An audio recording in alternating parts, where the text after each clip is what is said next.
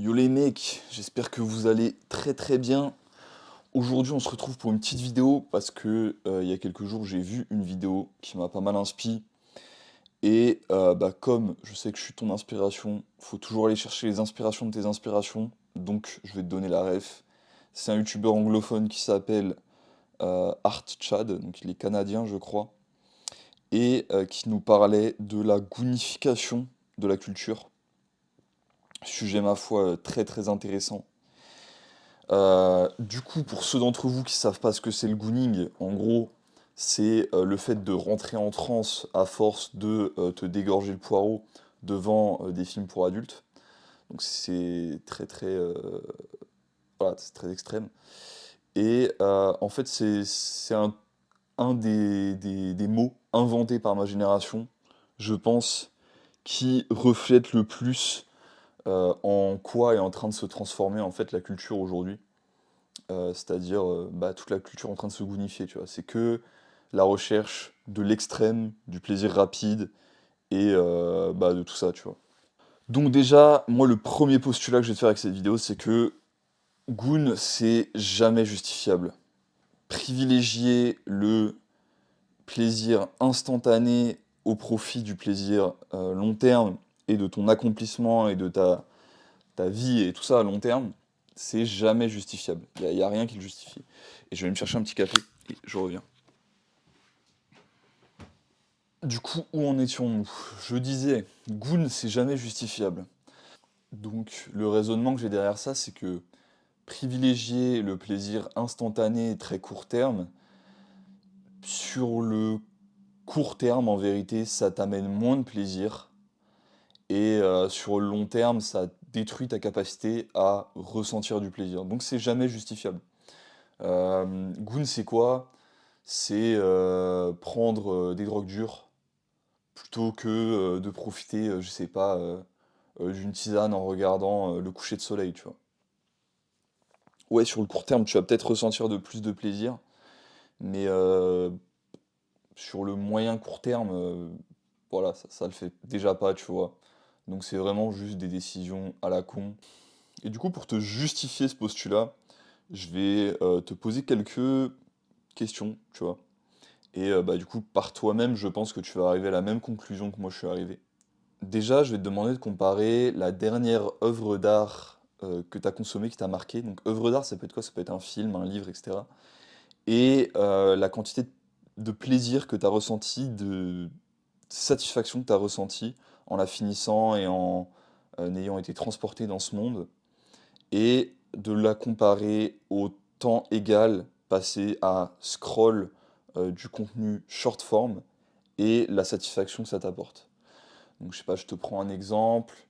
Moi, un film qui m'a marqué, je t'en ai parlé dans la dernière vidéo, ça a été Free Solo avec Alex Honnold, qui grimpe El Capitan sans corde, donc il grimpe 1 kilomètre, où s'il fait une erreur, il tombe et il meurt, tu vois. Ça m'a marqué. Et le film, il faisait 1h30, et j'en suis ressorti complètement changé, tu vois. 1h30 à scroll des réels, j'en sors juste avec un mal de tête et moins d'énergie.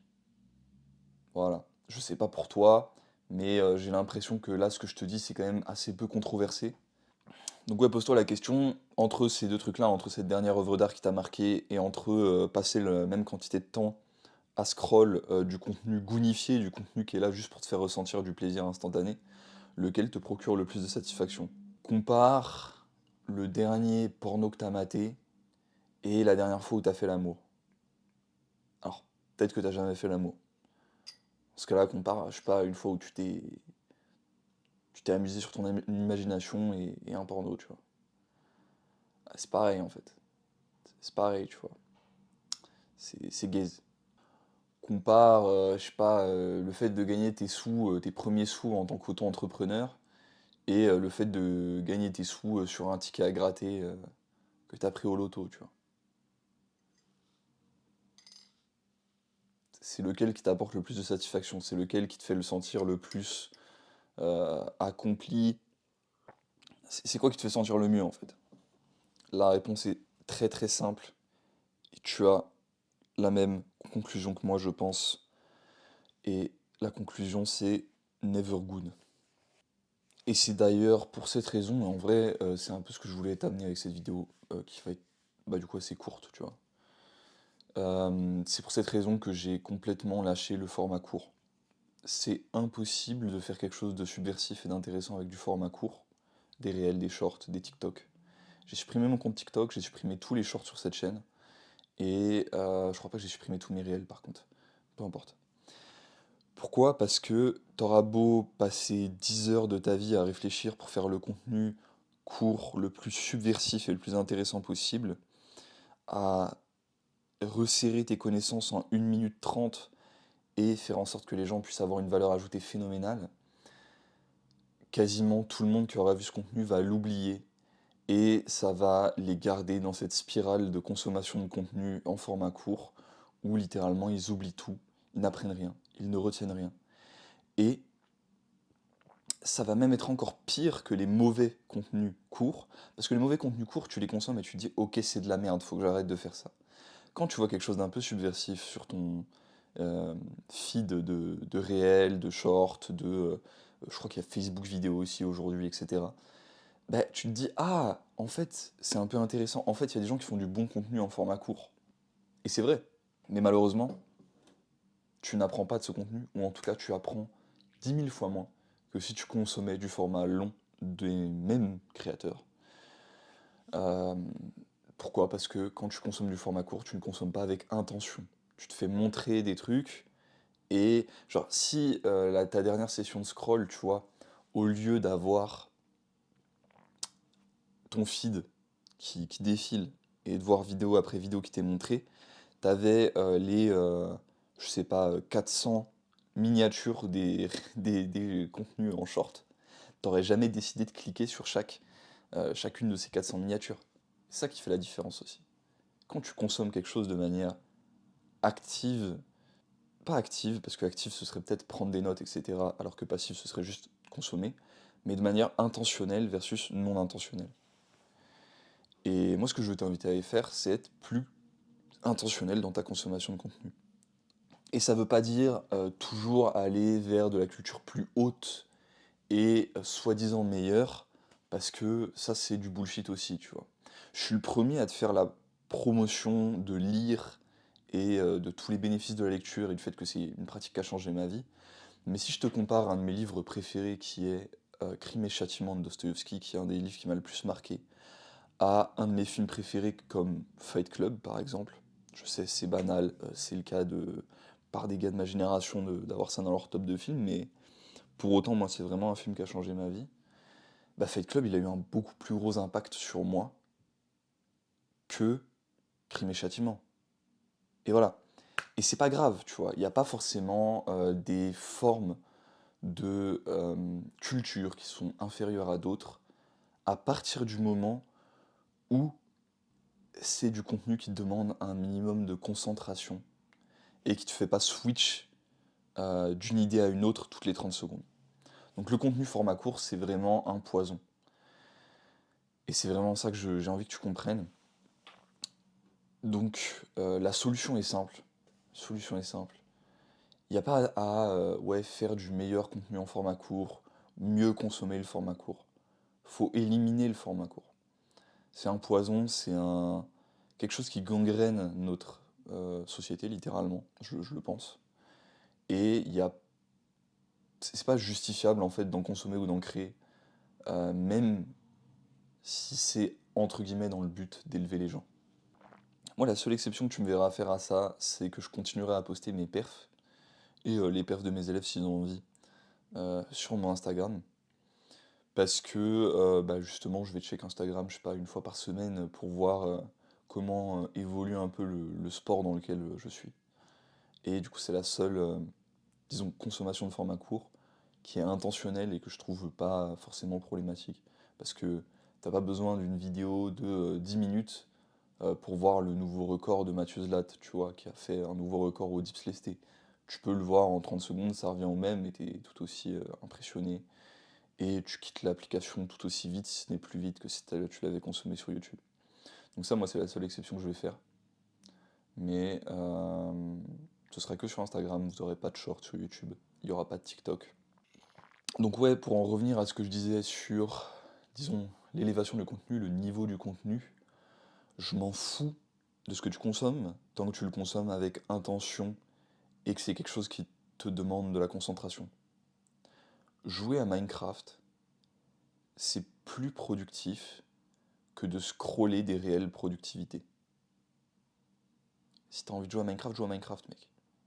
C'est pas grave, tu vois. Euh, le fait est aussi que quand tu es comme ça, dans des activités qui demandent un certain niveau de concentration, où t'as pas des switches d'une idée à l'autre toutes les 30 secondes, c'est plus facile de, disons, réfléchir un peu sur ce que tu es en train de faire, ta vie, etc. Et est-ce que c'est vraiment quelque chose que tu as envie de faire, tu vois. Ce qui amène à, ok, tu joues à Minecraft pendant pas mal de temps et tout, tu te rends compte que, ah, Minecraft finalement, c'est cool, c'est marrant, mais j'aimerais faire quelque chose de mieux de mon temps, tu vois. Tu dis, tiens, j'aimerais bien apprendre un instrument. Et tu t'essayes, je sais pas, à la guitare, à je ne sais quoi. Et ça, je pense pas que tu aurais forcément eu cette même réalisation si tu avais été en train de scroll des réels qui t'auraient du coup maintenu dans un état incapable de concentration. Alors que, bah ouais, Minecraft, ça va peut-être être pas la meilleure utilisation de ton temps. Quand tu joues à Minecraft, t'es concentré. Et si t'es capable de concentration sur quelque chose de, en vrai, assez peu stimulant comme ça, bah t'en seras sûrement capable sur d'autres activités de la vie de tous les jours. Donc ouais, je pense qu'on a fait le tour pour aujourd'hui. J'ai envie de te parler d'autres sujets, mais...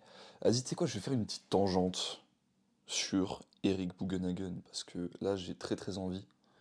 Et ça sort un peu du sujet de la vidéo, mais peu importe. De toute façon, si t'es pas là pour m'écouter, tu dois sûrement avoir quitté la vidéo par ce moment. Si tu fais partie de ceux qui mettent des commentaires en ayant juste lu le titre de la vidéo, bon.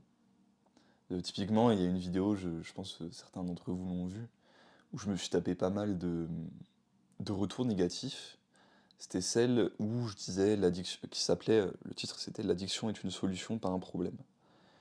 En fait, ce que les gens n'avaient pas compris, c'est que je disais que la raison pour laquelle un addict n'arrive pas à se détacher de l'addiction, donc ça tu pouvais le comprendre si tu regardais la vidéo en entier et si tu t'arrêtais pas au titre, est justement parce qu'il ne se rendait pas compte que son addiction c'était pas un problème, c'était quelque chose qu'il percevait comme une solution à ses problèmes. Et c'est qu'en comprenant que tu perçois ton addiction comme une solution à tes problèmes, que tu peux te rendre compte que c'est une très mauvaise solution, que ce n'est pas une vraie solution, et justement t'en détacher. Mais ça, oui, ça demande de ne pas regarder que le titre, et en fait, de ne pas être brain rot en fait. Donnez votre avis, critiquez-moi si vous voulez, critiquez-moi autant que vous le voulez, mais je vous en supplie, faites-le en ayant au moins essayé de comprendre mon propos. Mais bon, après c'est internet, hein, c'est pas grave. Je suis habitué avec tout ce que je fais de non conventionnel à avoir ce genre de retour, c'est pas important. Du coup, je disais, parce que je suis encore parti sur une tangente sur Eric Bugenhagen. Eric Bugenhagen, c'est, je pense, une de mes plus grosses inspirations dans le milieu du fitness. Littéralement un monstre. Et j'ai adoré parce que j'ai vu un podcast de lui avec Elite FTS, donc c'est... Alors tout ça c'est du milieu, c'est anglophone. Donc pour ceux qui parlent anglais, je vous recommande énormément d'aller regarder ça. Pour les autres, bah tant pis pour vous. Vous pouvez utiliser les sous-titres YouTube, mais c'est un petit peu chiant en vrai. Et du coup, Elite FTS, c'est un peu le Joe Rogan de la musculation, de l'entraînement en force aux États-Unis, quoi. Genre, son podcast, c'est réputé à peu près au même type de degré, mais dans une niche plus spécifique, donc évidemment, il est moins réputé globalement, tu vois. Et j'ai adoré la comparaison où Eric Bugenhagen était décrit comme le id, c'est-à-dire euh, donc c'est dans les perceptions freudiennes. Alors, j'aime pas du tout la psychanalyse freudienne, je pense que c'est une erreur globalement, et je pense qu'il faut aller au-dessus des idées freudiennes qui sont originaires de maladies mentales et qu'il faut aller vers Carl Gustav Jung pour en dépasser un petit peu, Julius Evola, René Guénon. Donc voilà, pour ceux qui sont encore matrixés par Freud, lisez Jung, lisez Evola, lisez Guénon, lisez Abellio, lisez Raymond Abellio, vraiment je vous en supplie. Et voilà, mais bon, pour en revenir à ce que je disais, le id, donc c'est la partie de toi, la partie de ton être qui est très instinctive, qui veut du plaisir instantané, de la satisfaction et qui est beaucoup dans l'ego, tu vois, qui est beaucoup dans l'ego. Et je pense que c'est vrai en un sens, mais en même temps que c'est faux en un sens. Dans le sens où Eric Buganhagen, oui, il va toujours chercher la satisfaction instantanée dans ses méthodes d'entraînement, tu vois. Il va toujours faire de la haute intensité, chercher de nouveaux PR sur de nouvelles choses, etc. Pour autant, il faut être capable, et il en a été capable, et c'est aussi ce que j'essaie d'amener aux gens en périodisation concurrente, à mes élèves, etc., de mettre son ego de côté, et par exemple, pour par exemple changer de variante quand tu as envie de progresser sur ta principale variante. Donc je pense que Eric Buganhagen, c'est le id très intelligemment utilisé et très bien mis sous contrôle. Et je pense aussi que le id, c'est-à-dire cette partie égoïste et en recherche de plaisir instantané, c'est ce qui manque aux gens qui s'entraînent à la salle pour beaucoup.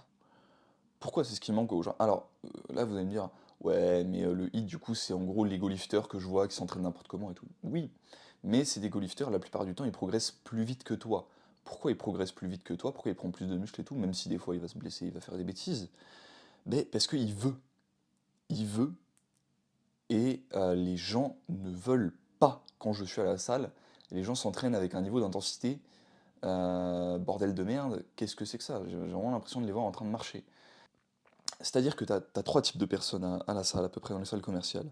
Tu as le pélo moyen qui vient, ou la pélo moyenne, hein, parce que c'est pareil pour les filles, hein, qui vient, qui met 20% d'intensité dans ce qu'il fait et qui part.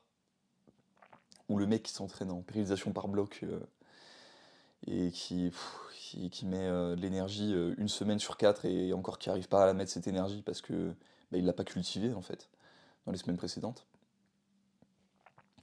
T'as après celui qui sue, donc celui qui fait plein de supersets, plein de trucs, et juste qui sue, mais pour un peu aucune raison, tu vois, genre qui fait pas forcément quelque chose de très productif, et bon, c'est déjà un peu mieux que le premier pélo moyen, parce qu'au moins il y a un peu d'intensité, il y a un peu de volonté, mais ça reste, euh, ça reste moyen.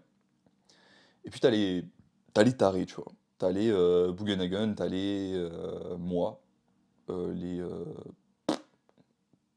en fait, ceux dans le milieu du fitness qui ont des résultats, tu vois, naturels ou pas d'ailleurs. Je vois personne quand je suis à la salle qui est littéralement en train de, tu vois, de faire les 100 pas et en train de respirer lourdement avant de faire sa série, tu vois. Pour moi, ça devrait être la norme. Il faut avoir de la volonté dans ce que tu fais et avoir de l'intensité dans ce que tu fais. Sinon, comment veux-tu progresser? Comment veux-tu... Alors, tu peux progresser en étant toujours pas toujours en intensité max. C'est d'ailleurs ce que je recommande, tu vois. Je te recommande pas d'aller RPE 10 tout le temps. Mais ton RPE 10 quand tu mentalement mets une intensité maximale et ton RPE 10 quand tu mets une intensité minimale mentalement, c'est pas du tout la même chose. C'est vraiment pas du tout la même chose. Et ça, je pense que c'est important. Aussi, t'es pas obligé de tout le temps mettre de l'intensité max dans ce que tu fais. Il y a des moments où c'est naturel, t'as mis de l'intensité max au début de ton entraînement, après, ouah, tu fais des curls et des trucs tranquilles, tu vois, tu chill. Et voilà, pour en revenir du coup au sujet de base, du coup cette interview avec Eric Buchanan, je pense que c'est ça qui mettait beaucoup en avant. Et je pense que c'est ça qui manque énormément à l'industrie du fitness aujourd'hui. Et c'est pour ça d'ailleurs que ces vidéos prennent en popularité ces derniers temps et que ça résonne avec plus de gens. C'est parce que les gens en ont marre de l'entraînement optimal, optimal pour l'hypertrophie, où tu mets zéro intensité et où t'es un golemon, tu vois, et qui est même pas optimal pour l'hypertrophie en vérité. Et d'ailleurs, je pense aussi que la plupart des gens qui sont à la salle, et ça sera un sujet pour la chaîne principale, mais je vais t'en donner une petite idée maintenant, ils sont pas là dans l'optique juste de devenir musclés. Ils sont là parce qu'ils ont envie d'être massifs, certes, massifs, forts et globalement athlétiques. Ils ont envie d'être En fait, de base, tu vois, quand on a commencé la salle, la plupart d'entre nous, on a envie d'être des machines de guerre, tu vois. On n'a pas envie d'être juste des gros blocs de viande incapables de se déplacer. Et pourquoi, dans ce cas-là, on suit les méthodes d'entraînement et on passe notre temps à faire des gorges profondes aux mecs qui nous apprennent que ça, tu vois, qui nous apprennent que comment être un bloc de viande et c'est tout, tu vois. Est-ce que t'as vraiment envie d'avoir plus d'hypertrophie? Alors si t'es débutant, tu vas me dire oui, et c'est normal, t'es dans cette phase-là, en fait, faut que tu arrives au point où le physique n'est plus un complexe, et ce point-là, il arrivera naturellement si ton complexe physique, il venait du fait que tu avais un physique éclaté, et il viendra pas naturellement si il vient du fait que tu as des problèmes mentaux. Et si du coup tu as pris de la masse musculaire, qu'aujourd'hui là tu es plus musclé que la majorité des gens que tu vois dans la rue, que tu es en PDC plus 5 plutôt sec et tout, et que tu es encore complexé, pose-toi des questions. Pourquoi je suis encore complexé? Pourquoi peut-être que c'est ta consommation excessive de réseaux sociaux, peut-être que tu te compares à des critères qui n'ont aucun sens, peut-être que tu copes avec le fait de pas avoir d'amis, pas avoir de direction dans ta vie avec ça, tu vois, et que du coup tu cherches un peu un objectif là-dedans. Si t'es un peu complexé par ton physique parce que c'est devenu, entre guillemets, enfin c'est devenu ta passion et que t'as vraiment envie de te sculpter quelque chose, c'est totalement fine, tu vois. Si ta passion c'est le body, fais du body, gros. Moi je suis pas là pour te dire le contraire. Mais ce que je pense, c'est que la majorité des gens, c'est pas vraiment leur passion. La majorité des gens qui sont à la salle, et c'est ce que je vois quand je parle avec les gens en fait à la salle, c'est que c'est pas vraiment ça leur passion. Leur passion, c'est quoi? Euh, Enfin, je sais même pas s'ils ont non plus une passion de l'entraînement, mais leur objectif avec l'entraînement, c'est quoi? C'est ce que je te disais, tu vois, c'est devenir des machines de guerre, c'est devenir fort, rapide, musclé, certes, athlétique, mais voilà quoi, c'est de s'améliorer en fait. Et moi, c'est ce que je mets en avant, c'est pour ça que je market autant mes services de coach auprès d'athlètes de JJB, d'autres sports, c'est parce que j'ai pas envie d'être. Enfin, ça me dérange pas d'entraîner des gens qui sont pour l'objectif d'être musclés. Même je trouve ça assez marrant. Mais justement, ce que je veux, moi, ce que je veux, sincèrement, en tant que coach, c'est aider les gens à atteindre l'excellence dans le domaine qu'ils ont choisi, tu vois. Mais faut que ce domaine, ce soit toi qui l'aies choisi et ça soit pas quelqu'un qui l'ait choisi pour toi. Euh, donc c'est ça qui est vraiment important, je pense. Et bah du coup, pose-toi des questions. Je sais que c'est relou de faire ça parce que t'as l'impression, quand t'as commencé la salle, que t'as fait la salle pendant un certain temps, d'avoir des certitudes, tu vois. Tu te dis, ouais, c'est ça mon truc, c'est ça qui me plaît et tout. Mais alors que ça se trouve, c'est pas le cas. Ça se trouve, c'est pas le cas. Donc pose-toi des questions, demande-toi pourquoi je vais à la salle, pourquoi j'ai envie de devenir plus fort, pourquoi j'ai envie de. Enfin, tout ça, tu vois. En fait, c'est relou. Il y a trop de ça, je trouve, dans notre époque. Faut aussi tester des trucs, expérimenter et y aller, même quand on n'a aucune idée. Mais fais un travail d'introspection. Je pense que c'est nécessaire. Et c'est que au bout de ce travail d'introspection, d'avoir expérimenté plein de choses, que tu auras un peu plus de certitude dans le chemin que tu prends et bah, que tu pourras le prendre de manière complète, mentale et physique, tu vois. Une des raisons qui m'a fait stagner pendant très longtemps dans mon entraînement, ça a été justement le fait que mentalement, j'étais pas là. Je savais pas ce que je voulais. J'avais pas de vraie direction. C'était juste comme j'étais un peu bon à ce truc, tu vois, quand je faisais du power par exemple, je m'étais dit, ok, si je suis un peu prédisposé à ça, je vais faire ça, tu vois. Sauf que ça me plaisait pas, au fond. Ça me plaisait pas, je me faisais chier, en fait, et les méthodes d'entraînement, en plus, sur lesquelles je m'entraînais, et sur lesquelles mon coach de l'époque m'entraînait, qui est d'ailleurs un super gars, hein, c'est pas un truc contre les coachs de power ou quoi, hein, mais me convenait pas, me passionnait pas, et en fait, juste me faisait chier, quoi. Et quand j'ai arrêté de cope en me disant non mais ça me plaît, c'est le truc que je veux faire et de me mettre des œillères sur le fait que c'est pas ça qui me plaît dans la vie, et que j'ai commencé à me dire ok c'est quoi qui me plaît vraiment, à même considérer l'option d'arrêter la salle si je me rends compte que en fait la muscu c'est vraiment pas mon truc, bah que j'ai réussi à vraiment trouver une direction à travers aujourd'hui ce que je fais avec ma spécialisation en dips et en overhead press et d'autres choses, c'est-à-dire le fait de m'entraîner aussi de manière complète, euh, de chercher de l'agilité à travers et de la force de grippe et de la mobilité à travers des sports autres comme l'escalade, un peu le parcours, ce genre de choses. Bref, ça c'est moi, tu vois, c'est personnel.